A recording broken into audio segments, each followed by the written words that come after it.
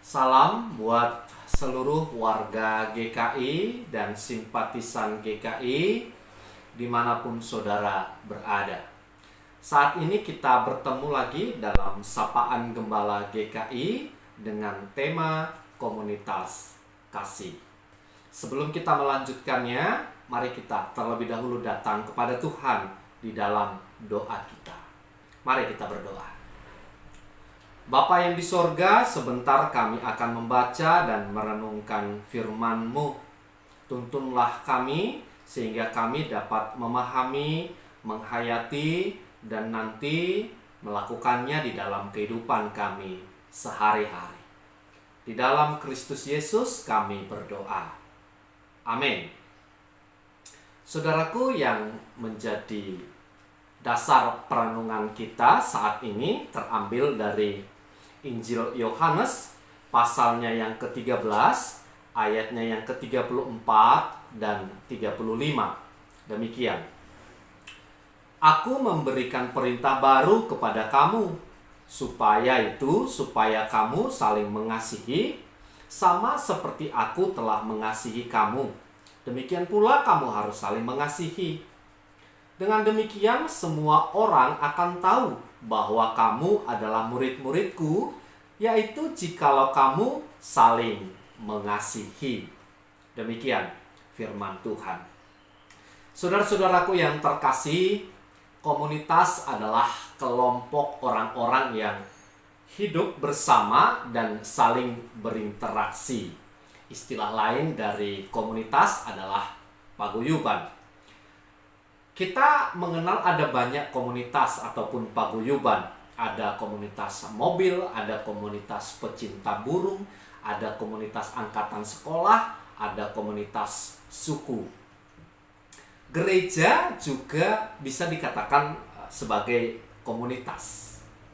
Nah, biasanya saudara-saudara, komunitas itu dibentuk supaya bisa berkumpul, saling memberi kabar, membuat acara bersama, kegiatan bersama, dan lain sebagainya. Tetapi tidak sedikit komunitas yang ada itu tinggal nama. Komunitasnya ada, orang-orangnya entah kemana. Atau komunitasnya ada, orang-orangnya juga ada, tetapi tinggal 2 atau 3 orang saja yang terus aktif. Kenapa ya bisa demikian ya? Penyebabnya tentu banyak, saudara-saudara. Bisa karena kesibukan masing-masing anggota, bisa juga karena anggotanya tidak cocok dengan visi misi komunitasnya, bisa juga karena anggotanya tidak mau direpotin begitu ya dengan segala hal yang ada dalam komunitas itu dan lain sebagainya. Nah, Bapak Ibu Saudara sekalian, komunitas atau paguyuban itu kita tahu benar bahwa dibuat komunitas itu bukan hanya sebagai sarana bertemu atau berkumpul. Idealnya, komunitas itu haruslah melahirkan dampak atau impact sosial bagi orang-orang sekitar, bagi masyarakat sekitar. Apa ukurannya? Salah satu ukuran dari komunitas yang berdampak adalah orang lain di luar komunitas itu turut senang dengan keberadaan komunitas itu sendiri. Misalnya kita sebut saja gereja, keberadaan gereja sebagai komunitas. Yang senang akan keberadaan gereja tersebut bukan hanya anggota gereja itu saja, tetapi orang-orang yang ada di sekitarnya. Ibu-ibu penjual nasi bungkus senang karena nasinya laku dibeli jemaat. Tukang parkir senang karena bisa mendapatkan pekerjaan dan pemasukan bagi dirinya.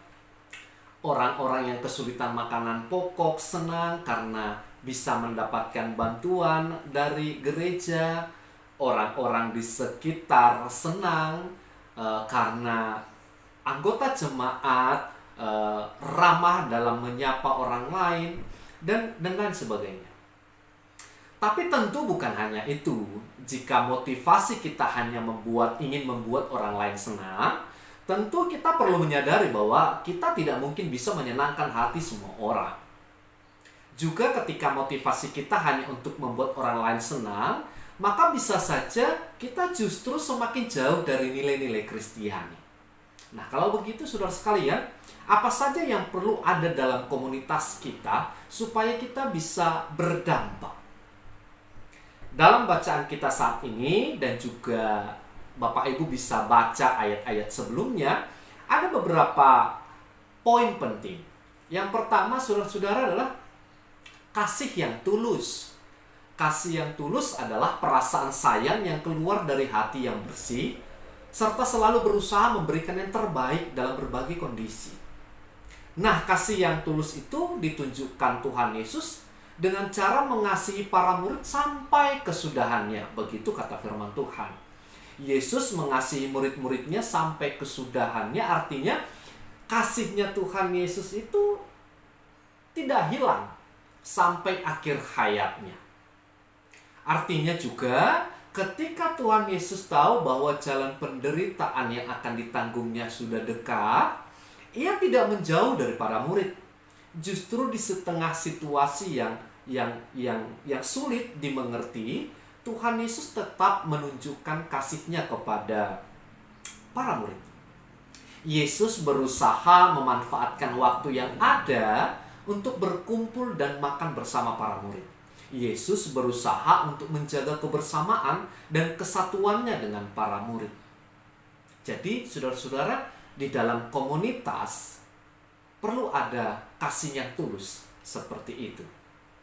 Lalu yang kedua, saudara-saudara, melayani dengan rendah hati. Yesus tahu bahwa di dalam komunitasnya itu sendiri ada yang belum bersih, ada yang tidak jujur, bahkan ada yang berkhianat. Yesus juga tahu bahwa para murid selalu sibuk mempertengkarkan siapa yang paling besar dan terbaik di antara mereka. Mereka sibuk memikirkan diri mereka sendiri.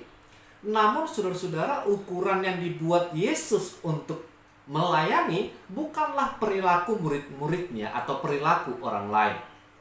Karena itu dikatakan Yesus tetap bangun, menanggalkan jubahnya, dan kemudian membasuh kaki para murid. Dari sikap yang ditunjukkan Yesus ini, saudara-saudara, kita belajar bahwa di dalam komunitas tersebut bisa tinggal nama karena tidak ada yang bersedia melayani dengan rendah hati. Komunitas itu bisa tinggal nama yang semuanya berebutan menjadi yang paling penting dan yang paling baik. Saling berebutan untuk dilayani, bukan untuk melayani.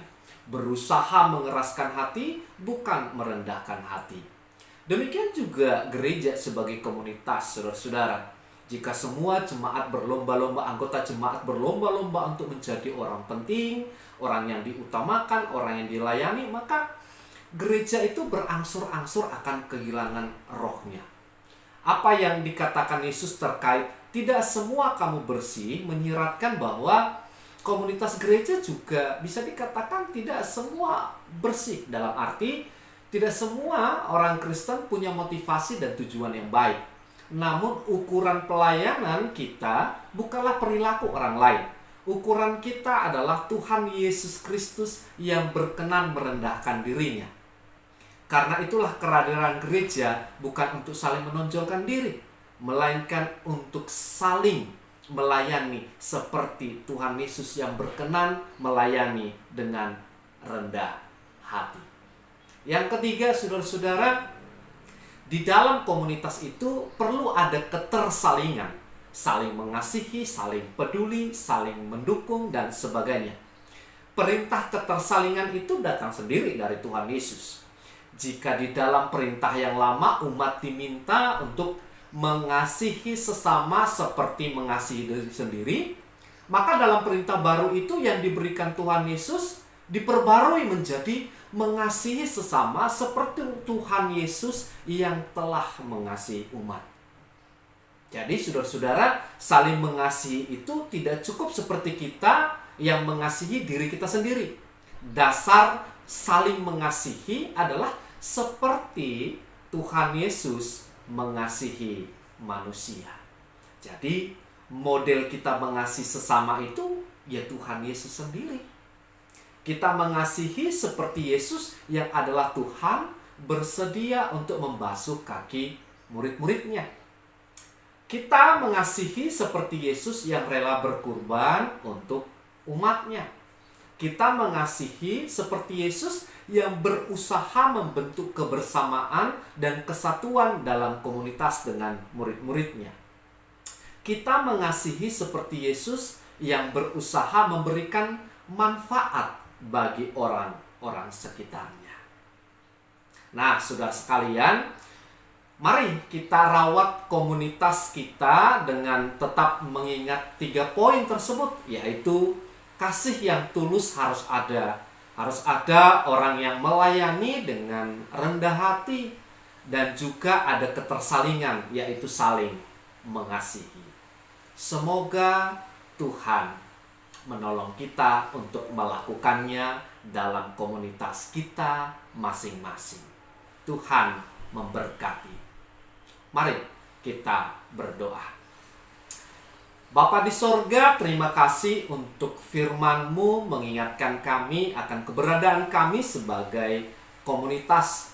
Mampukanlah kami, berikanlah kami kuasa, sehingga kami dapat mempraktekkannya dalam komunitas kami masing-masing, sehingga komunitas kami terus bertumbuh di dalam kebaikan dan kebajikan. Di dalam Kristus Yesus kami berdoa. Amin. Tuhan memberkati saudara sekalian.